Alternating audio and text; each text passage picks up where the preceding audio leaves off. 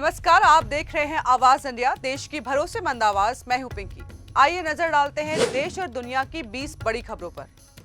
केंद्रीय गृह मंत्री अमित शाह ने दिल्ली विधानसभा में 2 दिवसीय अखिल भारतीय स्पीकर सम्मेलन का उद्घाटन किया।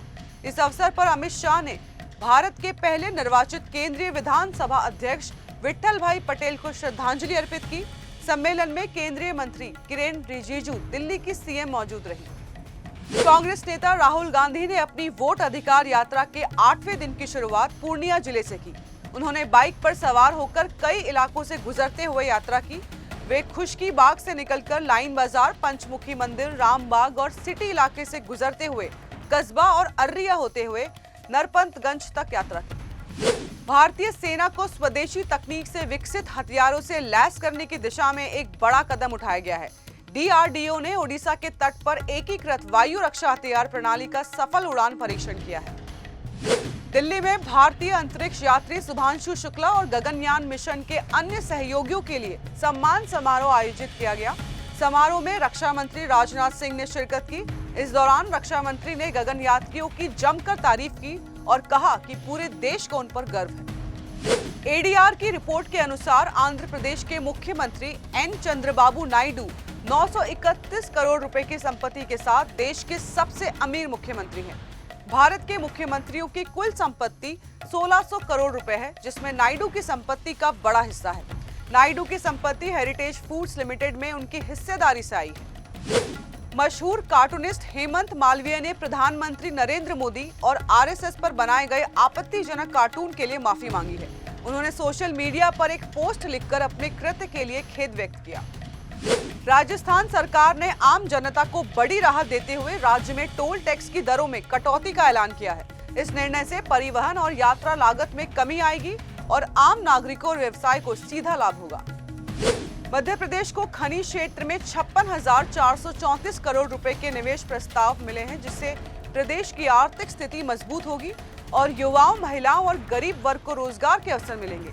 कटनी में आयोजित मध्य प्रदेश माइनिंग कॉन्क्लेव 2.0 में कई बड़ी कंपनियों ने हिस्सा लिया है। राजस्थान के खाटू श्याम जी और सालासर बालाजी के श्रद्धालुओं के लिए खुशखबरी है।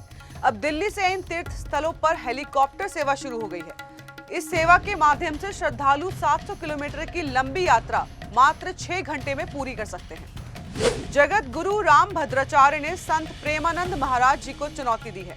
राम भद्राचार्य ने प्रेमानंद महाराज को एक अक्षर संस्कृत बोलकर दिखाने और श्लोकों का अर्थ समझाने के लिए कहा। प्रेमानंद महाराज की किडनी खराब होने के सवाल पर उन्होंने कहा कि यह कोई चमत्कार नहीं, बल्कि शास्त्रीय चर्चा में सहज होना चमत्कार है। दिल्ली मेट्रो में 2 महिलाओं के बीच सीट को लेकर भयानक लड़ाई हो गई, जिसमें एक महिला दूसरी के ऊपर चढ़कर बैठ गई। इस घटना का वीडियो वायरल हो रहा है, जिसमें दोनों महिलाएं एक दूसरे के बाल नोचती हुई नजर आ रही हैं। गुजरात में भारी बारिश का सिलसिला जारी है। बारिश से आम लोगों का जनजीवन प्रभावित हुआ है और कई इलाकों में जलभराव हो गया है। निचले इलाकों में बाढ़ का खतरा बना हुआ है, जिसके चलते प्रशासन ने धरोही डैम के चारों गेट खोल दिए हैं और साबरमती नदी में लगभग 58,880 क्यूसेक पानी छोड़ा। इसके साथ ही निचले इलाकों में अलर्ट जारी कर दिया गया है।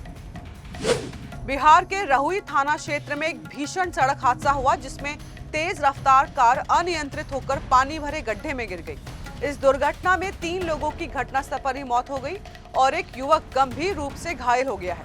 पुलिस ने मामला दर्ज कर जांच शुरू कर दी है।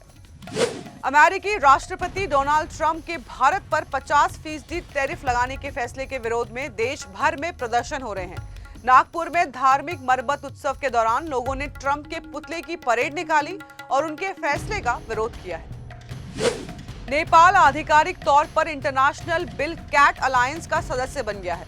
इसका उद्देश्य बाघ तेंदुए और हिम तेंदुए जैसी 7 प्रजातियों के संरक्षण में अंतर्राष्ट्रीय सहयोग को बढ़ावा देना है। नेपाल ने मसौदा समझौते पर हस्ताक्षर कर आईबीसीए में औपचारिक रूप से शामिल होने की प्रक्रिया पूरी की है। दक्षिण अफ्रीका के जोहान्सबर्ग में स्थित इंडिया क्लब ने अपना 16वां वार्षिक भारत दिवस समारोह आयोजित किया, जिसमें प्रवासी भारतीय समुदाय ने बढ़ चढ़कर भाग लिया। इस समारोह में भारत की संस्कृति, मूल्यों और वैश्विक मुद्दों पर चर्चा हुई और वैश्विक आतंकवाद से निपटने में भारत की भूमिका पर विशेष जोर दिया गया। बॉलीवुड अभिनेता कार्तिक आर्यन लंदन में कोल्ड प्ले कॉन्सर्ट में जोरदार डांस करते नजर आए। कार्तिक ने वीडियो सोशल मीडिया पर साझा किया है। दिग्गज बल्लेबाज चेतेश्वर पुजारा ने भारतीय क्रिकेट के सभी फॉर्मेट से संन्यास लेने का ऐलान किया है। उन्होंने बीसीसीआई और सौराष्ट्र क्रिकेट एसोसिएशन का आभार व्यक्त किया। पुजारा ने भारत के लिए 103 टेस्ट मैचों में 7,195 रन बनाए हैं। पूर्व कप्तान सुनील गावस्कर मुंबई क्रिकेट संघ में अपने स्ट्रेची को देख भावुक हो गए। गावस्कर की उपलब्धियों को देखते हुए ये सम्मान उन्हें दिया गया है, जिसमें टेस्ट क्रिकेट में 10,000 रन बनाने वाले बल्लेबाज होने का रिकॉर्ड बनाया है।